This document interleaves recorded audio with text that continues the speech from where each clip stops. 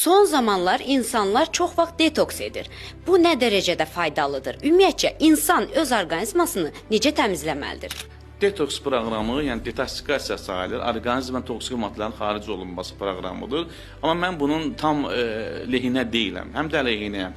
Çünki detoks zamanı, əsasən dietoloqla bu məsələdən istifadə edirlərsə, orqanizmdə lazım olan maddələri də xaric edirlər. Yəni, insanın bədənində tutaq ki, hər hansı mikroelement, vitamin varsa, ola bilər detoks zamanında bu xaric olunsun. Ona görə balanslaşmış qida ilə detoks eləmək daha üstün sayıram. Çünki balanslaşmış qidanın detoks zamanı orqanizm həm təmizlənir toksik maddələrdə, eyni zamanda 91 vacib maddə var ki, məhz tibbi təbabətdə bu üstünlüyünə malikdir. Həmin mikroelement, vitamin, amin turşusu və digər maddələrlə orqanizmi təmin edir.